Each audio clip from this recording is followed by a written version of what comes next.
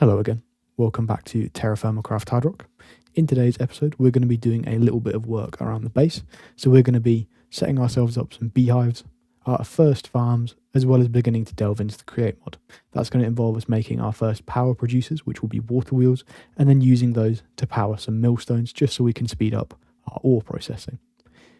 Again, it would mean a great deal to me if you would like and subscribe, particularly if you enjoy these kinds of videos. It helps me out an awful lot and lets me know you want to keep seeing more. So, what we're going to do first is set ourselves up a couple of beehives. Now, the thing with beehives is once you've set them up, you end up having to wait, due to RNG, for your first bees to appear. Once they are in your beehives, it starts to speed up quite a bit in terms of how many you can get. Now, beehives are important because you need things like beeswax for treated lumber, for things like greenhouses, and other very useful things. So to make a beehive, we need some wood, some thatch, which uses just straw. I'm not entirely sure why I'm just oscillating like that. I think it's first aid. That will hopefully go away. So we need lumber, thatch, which is just straw, and beehive frames, which involves a fair bit of string. Now, ideally, we want to set up 2 or 3 of these beehives. I might have to do something about the first aid because that is rather annoying. So the first thing we're going to do is make some string meshes with our string. Now, I mentioned before we probably want a few. That's not what I at all wanted to do. I mentioned before that we want a few of them. So we'll go for 8 of those for now. We might have to make a few more, just because we'd like to increase our chances of getting them. So then we need to surround that with lumber and twigs, which I did pre-cut a little bit of lumber.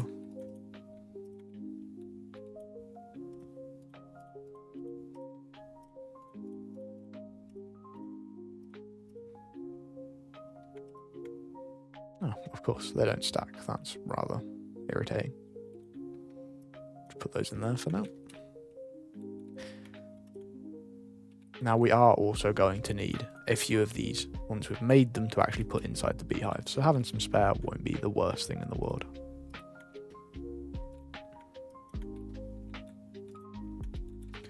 Then we need ourselves some thatch. My straw should be over here. So I think we go for 3 for now, why not? And then we just need some more lumber, which I don't actually have enough of. We'll make some more.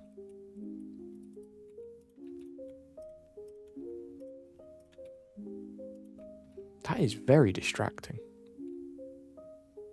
I'm going to see if I can fix that. I think I have fixed it. I just had to reload the save and sleep. And it seems to have stopped for the time being, which is nice. I think it was like this.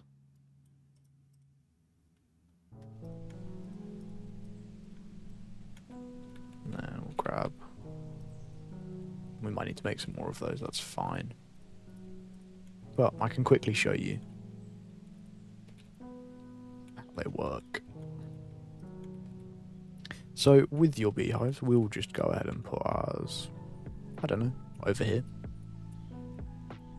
You can stack them on top of each other. I believe there is a limit as to how far, and you'll see why in a second.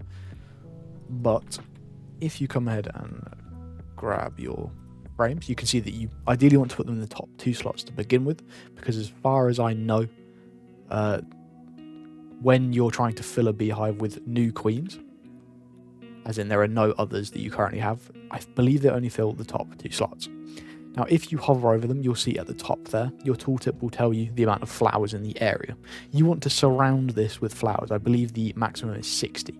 The more flowers you have, the more likely you are to get a queen faster. So it works on kind of a percentage-based thing. I forget the actual percentages. I might include them in a second. But the more flowers, the better, which is why I have been saving those that I have picked up. So we ideally need to surround this in flowers just around the base, and I'll make a few more frames just to fill in so each of them has 2. Your beehive setup should look a little something like this. So you can see if we now hover over it, that tooltip tells us that it's recognised 60 flowers around it, and our daily new bee chance is 1 out of 20. So we have a 5% chance per day to get a bee, which is why having more of them is always good, and having plenty of flowers to decrease that, or increase that chance, should help us decrease the amount of days it takes.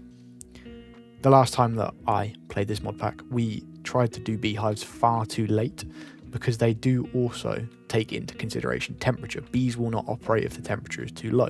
So by the time we realised we needed them, it was already too late. So having those set up nice and early should give us a little bit of an advantage. Now, the next thing I think we are going to look at will be some farming. We need to set up some kind of food production, because for the past 45 days, we have just been scavenging around and finding our food that way. So what we are going to do is grab ourselves our hoe, and we're going to head towards some water. Now I already have an idea. I've cleared a little bit of space for where we're going to do this, and we'll also take with us some seeds. Is that all of them? Yeah. Now the thing with farming in HardRock is that all of the plants have their own kind of needs in terms of their climate, which I'll show you in just a second.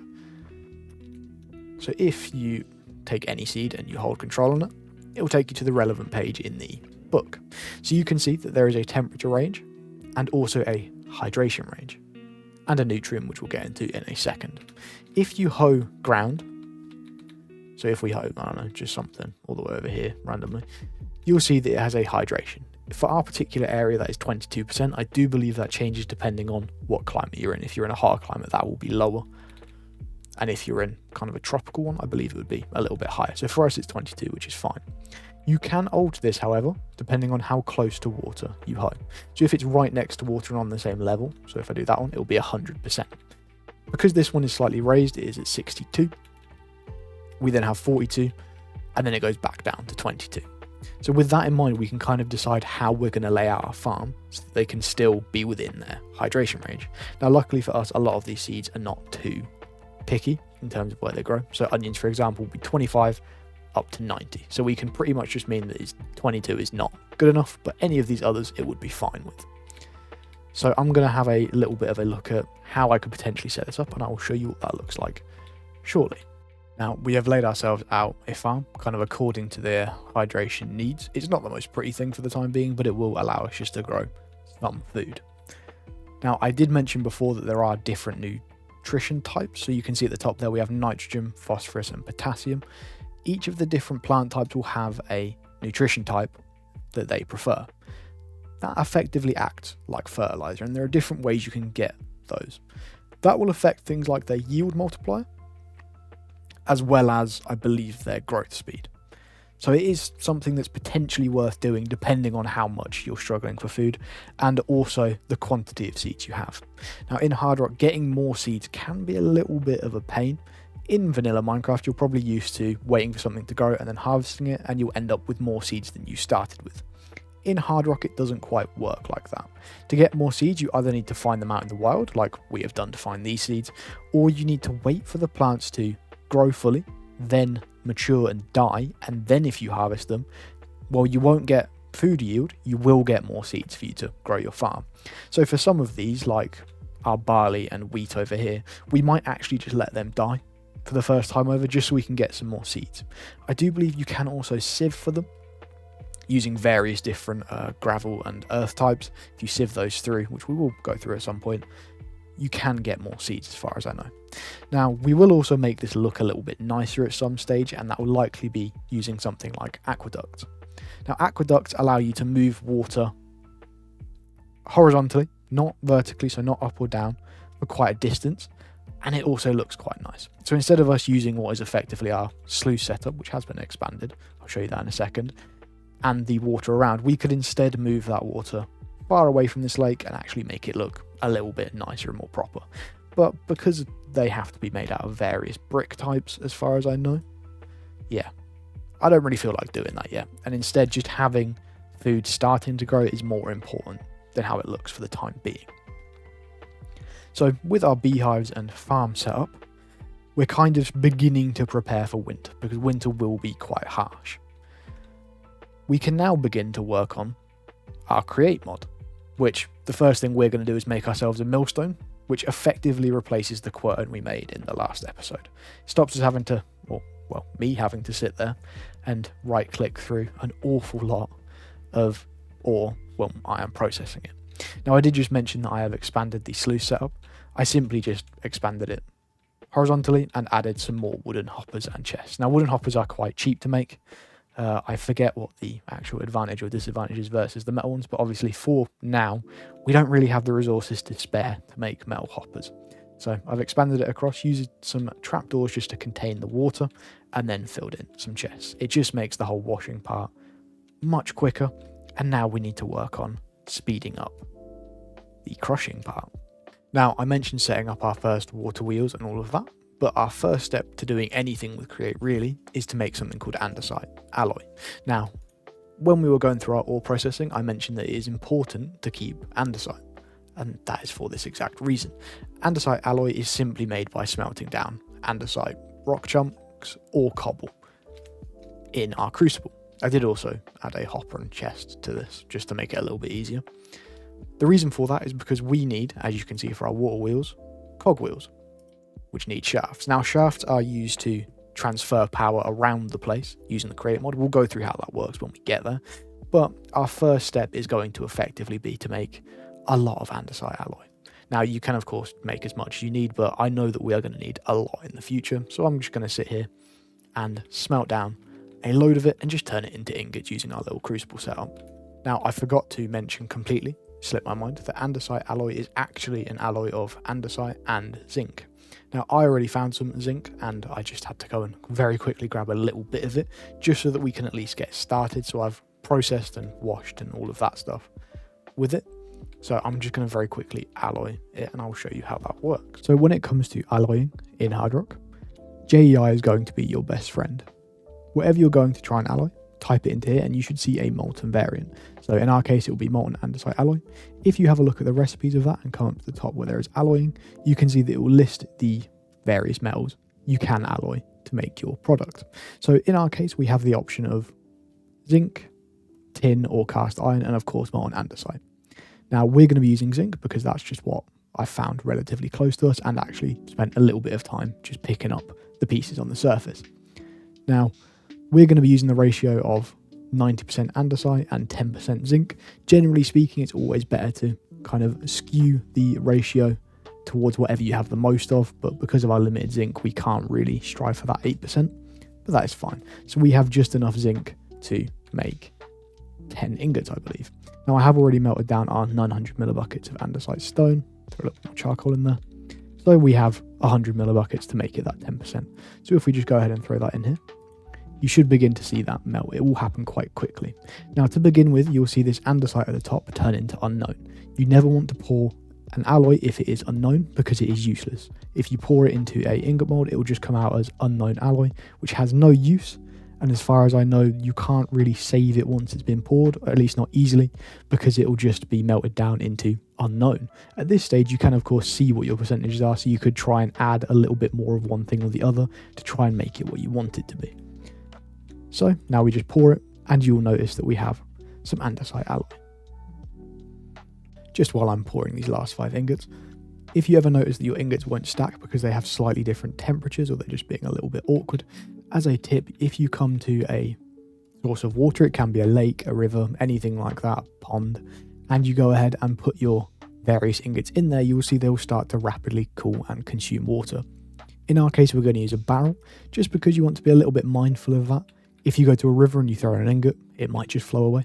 So now we have our 10 andesite alloy, and we're going to begin working on making our large water wheels. So for that, we're going to start with a cogwheel, which will simply be cutting some planks with a saw into the gears, and then you need a couple of shafts. Now, shafts are made simply by taking some supports and right-clicking andesite alloy on them. For now, we only need 2 of them, so we just grab our shaft and right-click them onto our gears. We now have a couple of cogwheels. The next thing we need to do is take these and make a small water wheel. So we'll grab those for later, but you just simply need some lumber, grab that out, and we need to take our cogwheels and surround them in lumber. Now, you may have just noticed that my screen has zoomed in, and if I try and walk around, I can no longer do it. I can slightly jump forwards, but it's not very efficient. A kind of exploit you can use if you would choose to is if you come into your inventory and drag one of these very heavy items, as it tells you in the tooltip, into your offhand slots, it no longer actually counts the weight. So of course, up to you if you decide to use it, but when you are working with a lot of things like water wheels, it can become a little bit frustrating to try and move around. Now, if I just go ahead and chuck that there for now, the next thing we need to do is take our small water wheel and surround it just in planks like so, and we end up with a large water wheel. Now, we're going to use large, as I'll explain in a second, purely because we need the extra capacity it allows us. Now, of course, to operate a water wheel, you're going to need flowing water. So if we just come over to the river, I have kind of arranged a sort of spot where I'd like the millstone to go. We are going to set up these water wheels. Now, I've got a couple of blocks just to expand them off the edge a little bit. That should do. And then if we go ahead and place one, grab the other one, and place the other one, you can see they are now spinning. This means that they are generating SU. Now, as for how create mod works, there are two numbers that are important when it comes to what you're generating and how much you use.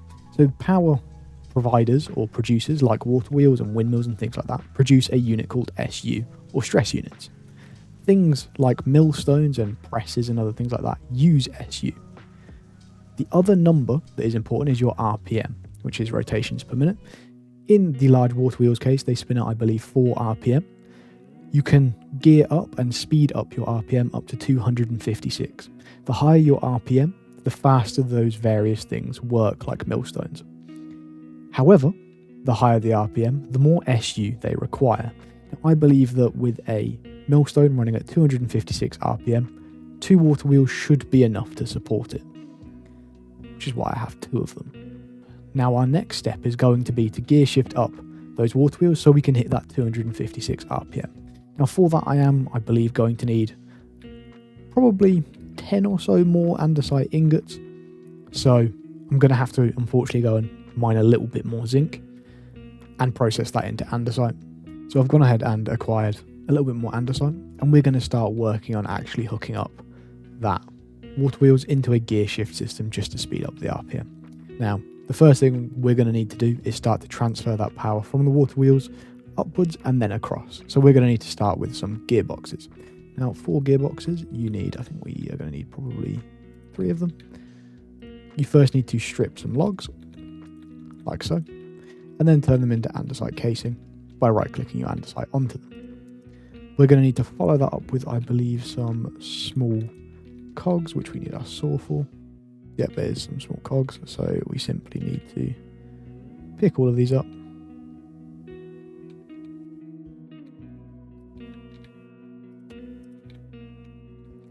And then you just need to right-click them onto your casings, and you now have 3 gearboxes. So if I go ahead and pick these up, I can start to show you how you transfer power around. Now, in our case, we are going to be, I believe, using 3 vertical gearboxes, because as you can see with this one, power goes in through one side and it splits it in 3 other directions. However, it doesn't split it up or down, which is why you need vertical ones. And to do that, you really simply just put them in any crafting table and you can convert them to vertical. You can also convert them back, so it's not an issue. I've just marked out here where I want the millstone to go, and I had to move these water wheels over, but that's not a problem. So if we go ahead and plug this in, you should now see that the shafts on the top, bottom and front are now turning as well, but they're turning quite slow, which is not quite what we want. Now we're going to need to bring that up a little bit, so we are just going to need a couple more shafts. So we have now grabbed ourselves some shafts, so if we just go ahead, it's going to be a little bit awkward, but just add them onto here. We need to go one higher, which we can do just like that. We can then go ahead, well, maybe we don't actually. Like that back. That's going to probably be gone, oh well. And add ourselves a vertical gearbox. It's a little bit awkward working in the water like this, but there we go. We've now transferred that power up. Now, when it comes to speeding up your RPM, there are various different methods you can use. You could use a speed controller, which allows you to perfectly pinpoint whatever speed you'd like to work with. We're going to be using just gears and gear shifting it up using gear ratios because we can't afford a speed controller yet. And it does also work just fine for now. So we just need a couple more shafts. Now I believe we're going to need 6 roughly shift ups. You know what I mean. To hit that 256. So if we just go ahead, make all of these into actual gears with shafts. Oh, of course, need more. Now there will later in the game be a way to get shafts for much cheaper, and it's probably something we're going to look into doing quite quickly, but for now we have to work on this 1-to-1 ratio, which is not brilliant. So we now have all of our gears. I think we might need a couple more, and we're also going to need probably 5 andesite casings. Now you can work without the andesite casings, however it ends up making your gear ratios a lot bigger, so this is just a way to make them quite small and compact. So I've just slept just so that I can see a little bit better. But when it comes to gearing up, as is somewhat similar in real life, you can intersect these gears like so. If I'm in a decent space, you can go from large to small and small back to large. Now if you go from a larger gear with your power input going into the larger one and then to a smaller one, the RPM on your smaller one will have doubled. Likewise, if you had the power input into the smaller one and then put a larger one and pulled out of that, you would have halved your RPM. So we're going to use that concept of putting it up with a large one first followed by a small one to hopefully double our RPM until we hit 256. So if we go ahead and place our large one there and then we pick a direction to put our small one, it's going to be a touch awkward with how far away it is. You can see that that is now spinning slightly faster. It's not quite so noticeable yet. Then if you attach a large one onto the small one, you can then repeat that cycle and then go small and large. Now the reason for the andesite casings is because if we tried to put a small gear there, it breaks because it's trying to double the RPM while also attaching via the shaft to the one behind it going slower, which of course wouldn't really work. So by putting an andesite casing on your large gear, you disable that forwards facing shaft, meaning you can then go ahead and put your small gear there and it will spin and work just fine. So if we just go ahead and repeat that process,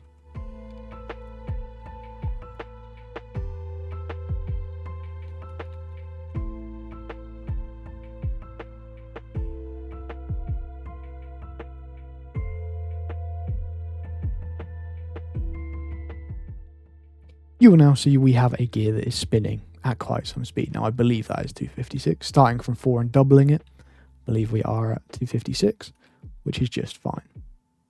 I don't actually think they used andesite casings when I placed them. It doesn't. That is good to know. I did not know that.